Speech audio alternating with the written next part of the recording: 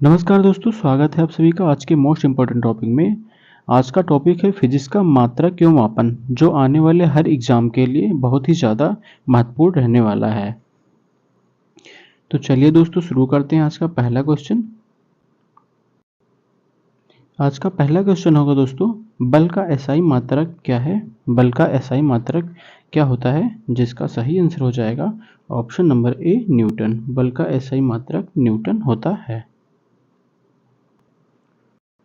अगला प्रश्न है, जब एक वस्तु एक सीधी रेखा में स्थिर वेग से चलती है तो उसका त्वरण एक्सीलरेशन क्या होता है? आपका सही आंसर हो जाएगा ऑप्शन नंबर ए, 0। जब एक वस्तु सीधी रेखा में स्थिर वेग से चलती है तो उसका त्वरण 0 होता है। अगला प्रश्न होगा दोस्तों, न्यूटन के गति के तीसरे नियम के अनुसार क्या सही है? आपका सही आंसर हो जाएगा ऑप्शन नंबर ए, हर क्रिया के बराबर और विपरीत प्रतिक्रिया होती है। हर क्रिया के बराबर एक विपरीत प्रक्रिया होती है। नेक्स्ट क्वेश्चन है, ध्वनि तरंगे किस प्रकार की तरंगे होती हैं? ध्वनि तरंगे किस प्रकार की तरंगे होती हैं?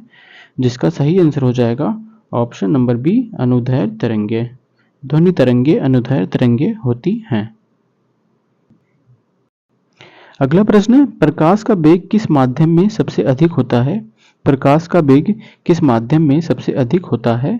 जिसका सही आंसर होगा ऑप्शन नंबर डी, निर्वात। प्रकाश का वेग सबसे अधिक निर्वात में होता है।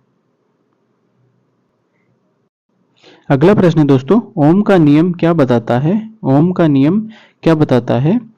आपका सही आंसर हो जाएगा ऑप्शन नंबर ए, विद्युत धारा और वोल्टेज के बीच समानुपाती संबंध।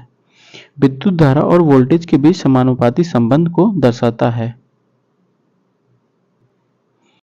अगला प्रश्न है दोस्तों, पृथ्वी का गुरुत्वाकर्षण स्थिरांक जी का मान कितना होता है?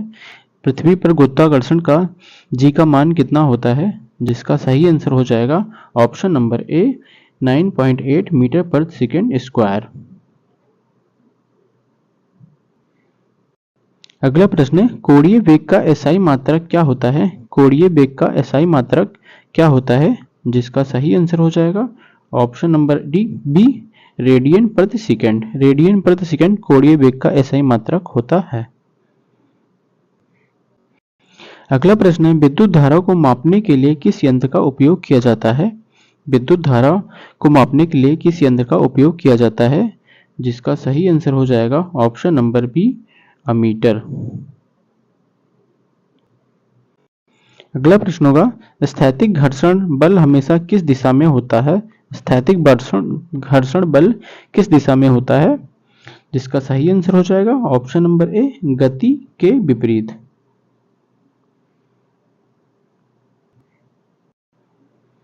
अगला प्रश्न है, प्रकाश वर्ष किसका मात्रक होता है? प्रकाश वर्ष किसका मात्रक है? जिसका सही आंसर हो जाएगा ऑप्शन नंबर बी, दूरी। प्रकाश वर्ष दूरी का मात्रक होता है। अगला प्रश्न होगा, ताप के कारण किसी वस्तु की लंबाई, क्षेत्रफल या आयतन में परिवर्तन को क्या कहते हैं? जिसका सही आंसर हो जाएगा ऑप्शन नंबर बी, तापीय विस्तार। अगला प्रश्न है दोस्तों, यदि किसी वस्तु पर कोई बाहरी बल न लगाया जाए तो वह किस अवस्था में रहती है? किसी वस्तु पर बाहरी बल न लगाया जाए तो वह किस अवस्था पे रहती है? जिसका सही आंसर हो जाएगा ऑप्शन नंबर सी, अपने वर्तमान अवस्था में। किसी वस्तु पर बाहरी बल न लगाया जाए तो वह अपने वर्तमान अवस्था में बनी रहती है। अगला प्रश्न है, द्रव्यमान और भार में क्या अंतर होता है? द्रव्यमान और भार में क्या अंतर है? आपका सही आंसर हो जाएगा ऑप्शन नंबर बी, द्रव्यमान एक पदार्थ की मात्रा है जबकि भार एक बल है। अगला प्रश्न है दोस्तों, वोल्ट मीटर को किससे जोड़ा जाता है? वोल्ट मीटर को किससे जोड़ा जाता है? आपका सही आंसर हो जाएगा ऑप्शन नंबर बी, समानांतर क्रम में। अगला प्रश्न है, सापेक्षता का सामान्य सिद्धांत किसने दिया था? सापेक्षता का सामान्य सिद्धांत किसने दिया था? जिसका सही आंसर हो जाएगा ऑप्शन नंबर ए, अल्बर्ट आइंस्टीन।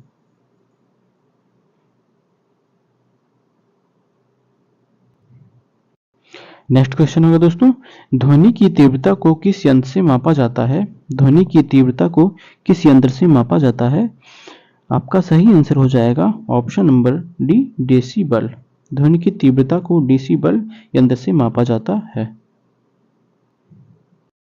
अगला प्रश्न है, किसी चालक के प्रतिरोध का मान किससे प्रभावित होता है? किसी चालक के प्रतिरोध का मान किससे प्रभावित होता है?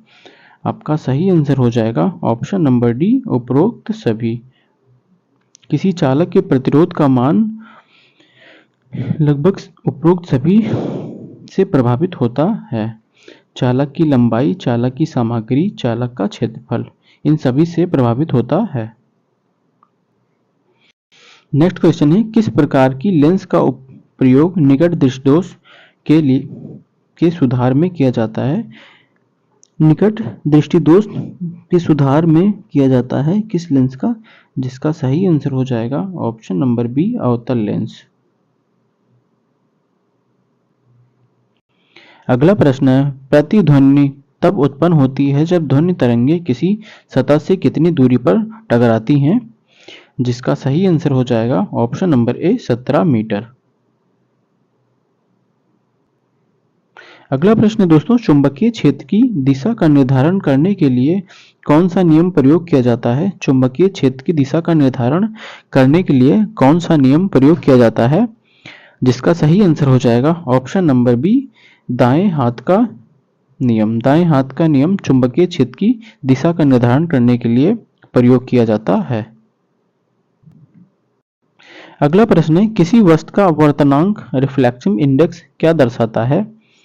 आपका सही आंसर हो जाएगा ऑप्शन नंबर ए, प्रकाश की गति का अनुपात।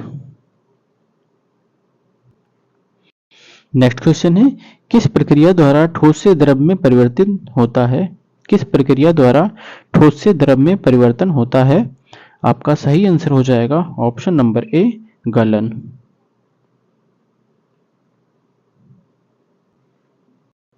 अगला प्रश्न है, सौर ऊर्जा का प्रमुख स्रोत क्या है? सौर ऊर्जा का प्रमुख स्रोत क्या होता है? जिसका सही आंसर हो जाएगा ऑप्शन नंबर ए, नाभिकीय संलयन। सौर ऊर्जा का प्रमुख स्रोत नाभिकीय संलयन के द्वारा होता है।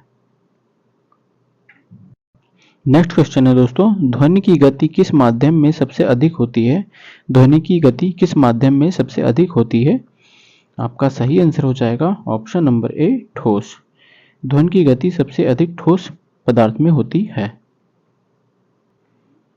नेक्स्ट क्वेश्चन है, किसी उत्तल लेंस द्वारा बनाई गई छवि का प्रकार किस पर निर्भर करता है? किसी उत्तल लेंस द्वारा बनाई गई छवि का प्रकार किस पर निर्भर करता है? आपका करेक्ट आंसर हो जाएगा ऑप्शन नंबर ए, वस्तु की दूरी।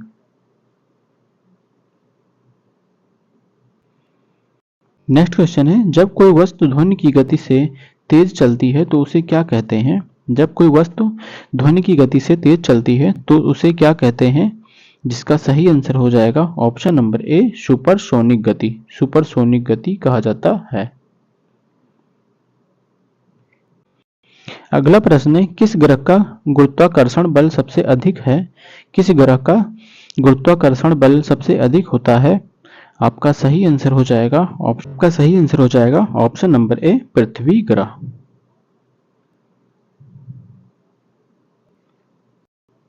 नेक्स्ट क्वेश्चन है, किस यंत्र का प्रयोग विद्युत धारा की दिशा जानने के लिए किया जाता है? किस यंत्र का प्रयोग विद्युत धारा की दिशा जानने के लिए प्रयोग किया जाता है? जिसका सही आंसर हो जाएगा ऑप्शन नंबर ए, गैल्वेनोमीटर। अगला प्रश्न है दोस्तों, किसी वस्तु को द्रव में डुबाने पर उस पर लगने वाले बल को क्या कहते हैं? किसी वस्तु को द्रव में डुबाने पर उस पर लगने वाले बल को क्या कहा जाता है? जिसका सही आंसर हो जाएगा ऑप्शन नंबर डी, उत्प्लावक बल। विद्युत परिपथ में वोल्टेज को मापने के लिए किस उपकरण का प्रयोग किया जाता है? जिसका सही आंसर होगा ऑप्शन नंबर ए, वोल्टमीटर। अगला प्रश्न है, वोल्ट और एम्पियर का गुणनफल किसे दर्शाता है? वोल्ट और एम्पियर का गुणनफल किसे दर्शाता है? जिसका सही आंसर है ऑप्शन नंबर ए, शक्ति। नेक्स्ट क्वेश्चन है, पृथ्वी की कक्षा में चक्कर लगाने वाले उपग्रह पर किस प्रकार का बल कार्य करता है? उपग्रह में पर किस प्रकार का बल कार्य करता है? जिसका सही आंसर हो जाएगा ऑप्शन नंबर डी, गुरुत्वीय और अपकेंद्रीय बल। नेक्स्ट क्वेश्चन है, एक पूर्णतः इलास्टिक टकराव में क्या संरक्षण होता है? इलास्टिक टकराव में क्या संरक्षण होता है? जिसका सही आंसर है ऑप्शन नंबर सी, संवेग और ऊर्जा दोनों।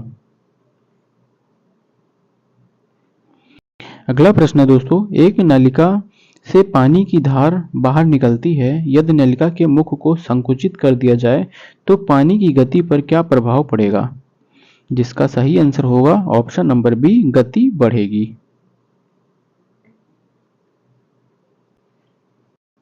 अगला प्रश्न है, जब किसी ध्वनि स्रोत की आवृत्ति श्रोता की ओर बढ़ने पर बढ़ जाती है तो इस प्रभाव को क्या कहते हैं? इस प्रभाव को क्या कहते हैं? जिसका सही आंसर हो जाएगा ऑप्शन नंबर ए, डॉपलर प्रभाव। किसी कण के वेग और द्रव्यमान का गुणनफल क्या कहलाता है? किसी कण के वेग और द्रव्यमान का गुणनफल क्या कहलाता है? जिसका सही आंसर है ऑप्शन नंबर बी, संवेग। नेक्स्ट क्वेश्चन है, जब कोई वस्तु द्रव्यमान के केंद्र से बहुत दूर होती है तो उसे घुमाने के लिए अधिक बल की आवश्यकता होती है, इसे क्या कहते हैं? जिसका सही आंसर हो जाएगा ऑप्शन नंबर ए, बला घूर्णन।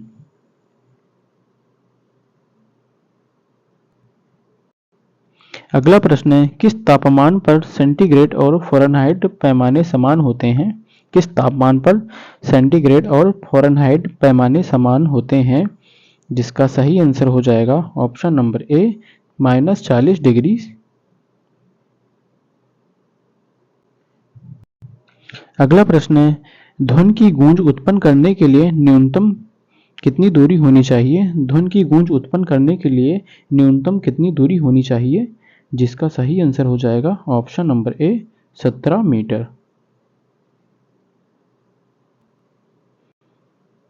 अगला प्रश्न है, किर्चहोफ का पहला नियम किस सिद्धांत पर आधारित है? किर्चहोफ का पहला नियम किस सिद्धांत पर आधारित है? आपका सही आंसर हो जाएगा ऑप्शन नंबर सी, चार्ज संरक्षण। अगला प्रश्न है दोस्तों, विद्युत चुंबकीय तरंगों की गति किस पर निर्भर करती है? विद्युत चुंबकीय तरंगों की गति किस पर निर्भर करती है? जिसका सही आंसर हो जाएगा ऑप्शन नंबर ए, माध्यम। अगला प्रश्न है, परवलयिक दर्पण में कौन सा बिंदु महत्वपूर्ण होता है जहां सभी प्रकाश किरणें मिलती हैं? जिसका सही आंसर हो जाएगा ऑप्शन नंबर बी, फोकस। अगला प्रश्न है, रेडियोधर्मिता की खोज किसने की थी? रेडियोधर्मिता की खोज किसने की थी? जिसका सही आंसर हो जाएगा option number B, Henry Becquerel. Henry Becquerel ने रेडियोधर्मिता की खोज की थी। अगला प्रश्न है दोस्तों, न्यूटन का दूसरा गति नियम। अगला प्रश्न है दोस्तों, न्यूटन का दूसरा गति नियम क्या बतलाता है? न्यूटन का दूसरा गति का नियम क्या बताता है? जिसका सही आंसर हो जाएगा option number A, F equal M A. F equal M A Newton का दूसरा गति का नियम बताता है। अगला प्रश्न है, प्रकाश का अपवर्तन तब होता है जब यह किसके माध्यम से गुजरता है? प्रकाश का अपवर्तन तब होता है जब यह किसके माध्यम से गुजरता है? जिसका सही आंसर है ऑप्शन नंबर बी, एक माध्यम से दूसरे माध्यम में। एक माध्यम से दूसरे माध्यम में गुजरता है तब प्रकाश का अपवर्तन होता है। अगला प्रश्न दोस्तों, परमाणु में धनावेश कहाँ केंद्रित होता है? परमाणु में धनावेश कहाँ केंद्रित होता है? जिसका सही आंसर हो जाएगा ऑप्शन नंबर डी, नाभिक में। अगला प्रश्न दोस्तों, किसी भी वस्तु के भार को पृथ्वी के गुरुत्वाकर्षण बल के कारण अनुभव किया जाता है। जब वस्तु चंद्रमा पर होती है तो उसका भार क्या होता है? जिसका सही आंसर हो जाएगा ऑप्शन नंबर ए, पृथ्वी के भार का 1/6 भाग।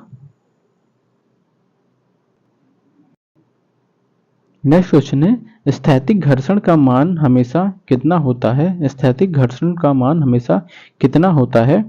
जिसका सही आंसर हो जाएगा ऑप्शन नंबर बी, गतिज घर्षण से अधिक। गतिज घर्षण से अधिक स्थैतिक घर्षण का मान होता है।